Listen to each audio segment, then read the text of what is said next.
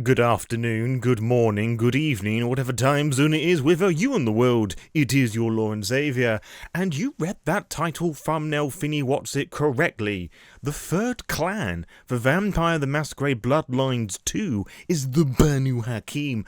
And for those of you who are entering this who have no idea who the Banu Hakeim are, whether you haven't touched Vampire the Masquerade since Bloodlines or any iteration of Vampire the Masquerade, the Banu Hakeim are the Assamites, and in the 5th edition setting, where this is taking its influence from, the Banu Hakeim are the Assamites, which we're going to learn a bit more at the moment. And the Chinese room having the Banu Hakeim, or the Assamites, in this game just completely blows all expectations out of the water. I don't think there was a single person who was expecting this, because, we've talked about it in the previous reaction videos that I've done, where people were expecting, Toreador, Venture, or Gangrel, and we're going to talk a bit more about what I think is going to be next, but the fact of including one of the non-traditional vampire clans in here is fucking huge. And this was revealed last night, which, as of the recording of this, is a Thursday. Thursday, the 30th of November, 2023, in the year of our Lord Delos. As part of the PC gaming show thingy that they did. And I actually watched this, or rather, I watched bits of this, because when this dropped, the announcement for the Banu Hakeim in Bloodlines 2, I was actually doing part of my regular podcasting stuff. So you can go and check out the Lord by Night YouTube channel once you've listened to this. And I couldn't do like a live reaction sort of thing like I wanted to, which is a little annoying, because I just want to do like a live reaction sort of thing at some point. But on the plus side, I have been able to sit on this a bit more and give it some thought, and give you lot a more true reaction and thought processes. So, there's some pros and there's some bads. But anyway, let's have a look at this tweet by the Vampire the Masquerade Bloodlines 2 Twitter page. This week we introduce our third playable clan, the Banu Hakeim. The Banu Hakeim adheres to a strict code of conduct, so stalk the night as judges and lawbringer. Beg your pardon. And then it takes you to a blog site on the Paradox Interactive website, which we're going to go to just now. But before we do that, I've already loaded up the website. We're going to transition over there smoothly. The one thing that's changed on there that you actually have to put in your date of birth, or just fucking make up one if you don't want to give them your details. But it's an interesting addition to the website now. So let's go and explore. So the website looks a little different now. We now have 5 somewhat blurry eyes looking off somewhere. And Vampire the Masquerade Bloodlines 2. Playable clans. The Banu Hakeim. The Clan of the Hunt. Assassins. Children of Hakeim. Sacrians. Meditators. Lawmen. Again, we're following that sort of 5 adjective idea here. And I'm not aware of the final 3 being adjectives for the Banu Hakeim in 5th edition. But it is what it is. Cursed with a thirst for the blood of other vampires, the Banu Hakeim stalk the night as judges and lawbringers. To this end, most Banu Hakeim adhere to a strict code of conduct derived from law, faith, or personal ethics, satiating their hunger on those that breach these convictions. Now, this seems all a bit vague and a bit nebulous, which the 5th edition of Vampire doesn't really explain all that much, but if you want to know all about that, I've actually done a lore guide on the Banu Hakeim and Assamite in character, pretending to be a vampire, so go and check that out whilst you can. And we've got some artwork here, this elder vampire with a cap and hoodie, and we've seen this before, and that initial reveal about the character fire and the Chinese room and all that I reacted to and gave my thoughts on a few weeks ago. We saw some artwork of them wearing this hoodie. There was also the thing I referred to as the Napoleon Bonaparte outfit, and the leather jacket that the Bruja was going to wear. But we didn't see a 4th one. So whatever this 4th clan is going to be pretty big, hopefully. Unless it's really boring, it's a fucking suit. Anywho, so we scroll down a bit more. We've got the trailer thumbnail, which we'll watch in a moment. Playing as a Banu Hakeim in Bloodlines 2, and there's like a fuller sort of body shot of the render. Banu Hakeim takes the role of a strategic stalker, using shadows to their advantage. You are a predator on a hunt, and your discipline powers focus on stalking, assassination, and silently moving faster than your foes can track. So we've got a bit of obfuscate and celerity here if we talk about Vampire the Masquerade terms. The Banu Hakeim also have access to blood sorcery, or thaumaturgy, or in the case of the Assamites, quietus. And 5th edition compiles all of that into the term blood sorcery. And most recently, coldonic sorcery, which you can go and purchase blood sigils to work out why. I'm still trying to work that one out personally. Anyway, next we have Render a Female Fire with one of the Banu Hakeim styled outfits. All clans can earn all outfits. I have to say this is a very interesting choice of outfit for a couple of reasons. First of all, when I looked at that, I didn't think Banu Hakeim. I thought Nosferatu because, covering the face and whatnot. And if I think stereotypically for just a moment, I was thinking more like garbs and scarves or oriental sort of things. I'm glad they didn't do that. I'm very, very glad that they didn't do that. But yeah, it's just an interesting choice. And she got some leather clown shoes. And then we have the Banu Hakeim concept art. The Banu Hakeim focuses on strategic stalking, avoiding attacks, and assassination. And she's either got a fucking karate chop going on there, or with a sword and just fucking beheaded a hunter of some description. So it's nice that we get some artwork rather than a GIF. And then we scroll down a bit more, and this has had a bit of a lift up as well. We have, the different artworks, the Tremere, Bruja, Banu Hakeim. And then finally, we have the to-be-revealed, the 4th and final clan, which we're probably going to get next week unless some other event happens and they delay it like they did last week. So, how about this trailer then? Well, obviously, the Banu Hakeim has caused a lot of interest, and people have saying, we've got hope in the company now. They listened, because it's not 15 times the trailer. The trailer itself is 1 whole minute, 60 times the... I'm sorry, I won't do that. It's a 60-second long trailer, which is a decent size for a teaser trailer. So, I do have my thoughts, opinions on this, though, because I am not as hopeful and as excited as other people. And as I said earlier on, I wanted to do a live reaction sort of thing to this, so... We're not going to do that. We're going to play the trailer and I'm going to stop at bits and just talk about my general thoughts and opinions on each bit, because the way that it sets itself up, I think, is a little unusual.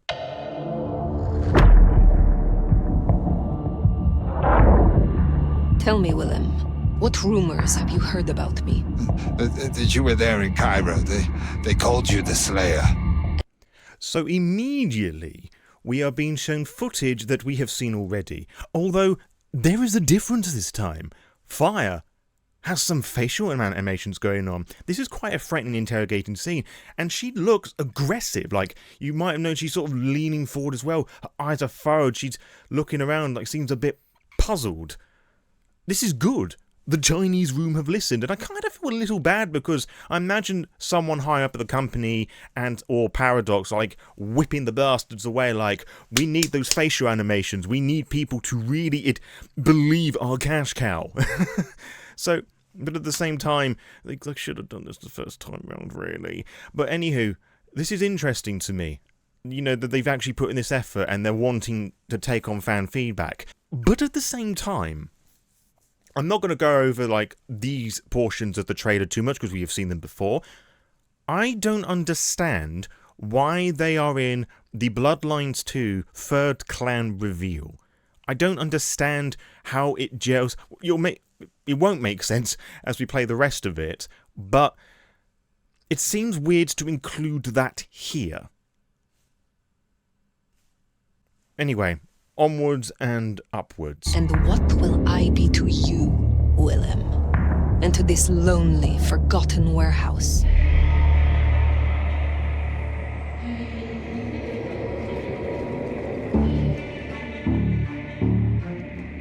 So, with all this skulking and stalking around, and I just... It reeked of Nosferatu at the time. In the shadows, you'll notice that her fingers have got claws, nails sort of thing going on. I thought, holy shit, was I wrong? Have we got Nosferatu? And watch what happens next.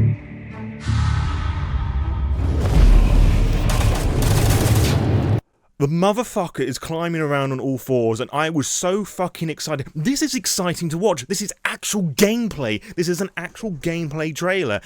And this is the first time I've actually been excited for Bloodlines trailer, and I give you a polite golf clap for that. It was like, it was getting me invested.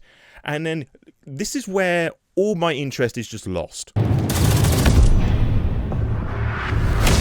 Motherfucker freezes time. I was like, okay, that's a choice. Although, if you be a bit lenient, this is obviously clever use of celerity. And I thought with the, you know, but at the time, it's like weird disconnect moment.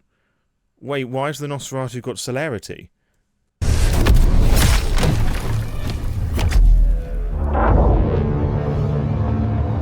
And then they reveal it's Banu Hakeim, and it's like,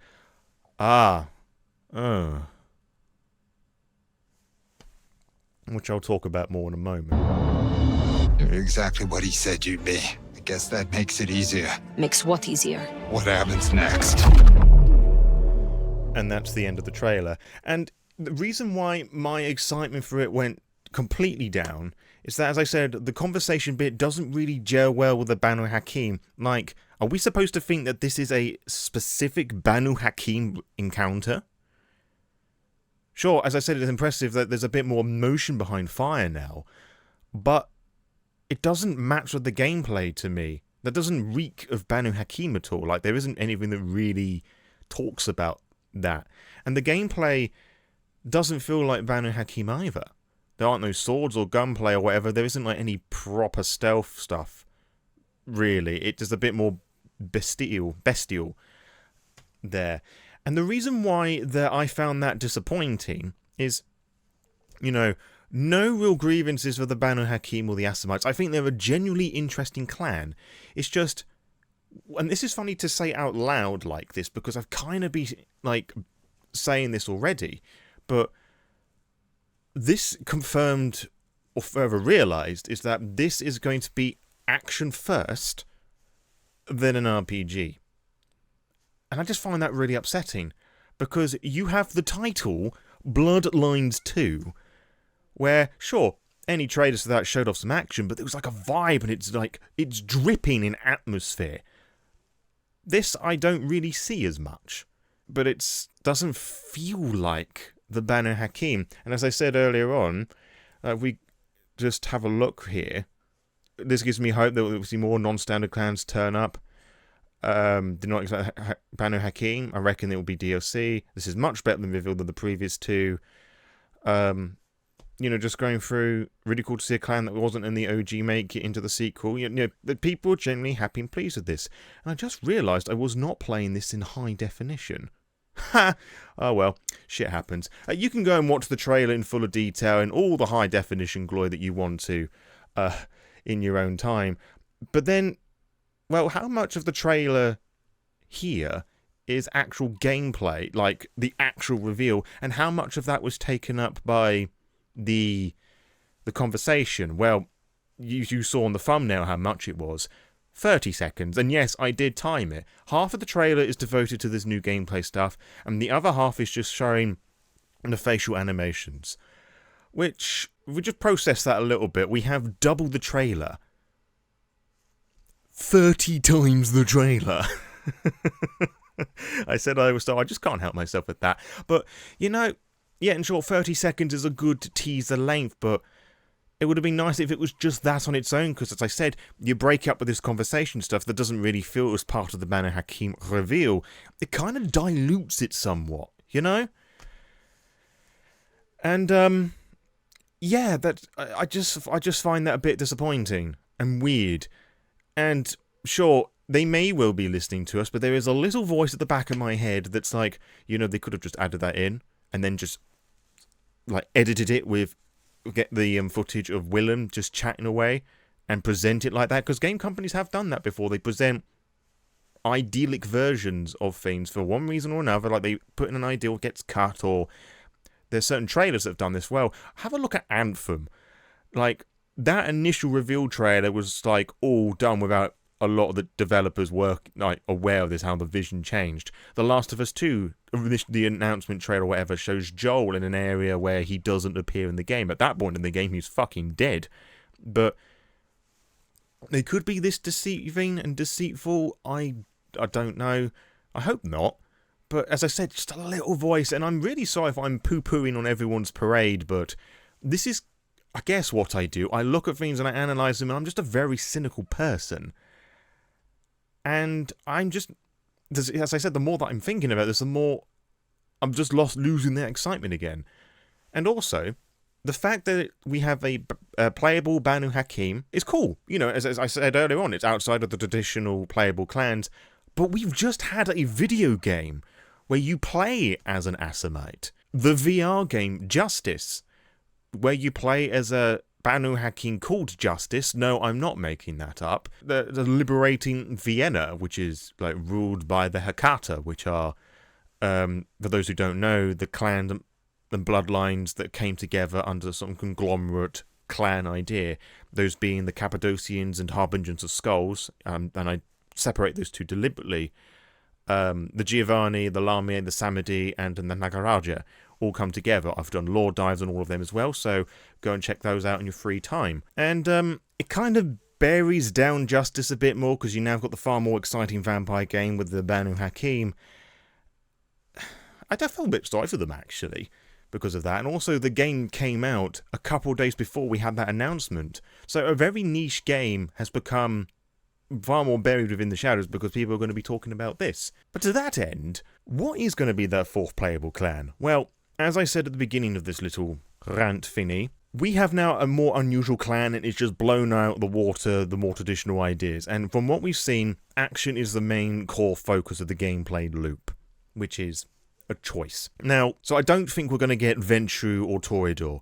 You know, it doesn't. Or I don't even think we're going to get Gangrel, and we'll get onto that in a moment. But if you think about it, you know, we're building this little bit of hype up. People talking about the Bruja, and the Tremere had a bit of interest, you know, the blood sorcery stuff. Banu Hakeim has just made things a lot more interesting. So if they bring in the fucking Ventrue at this point, it's just going to plummet.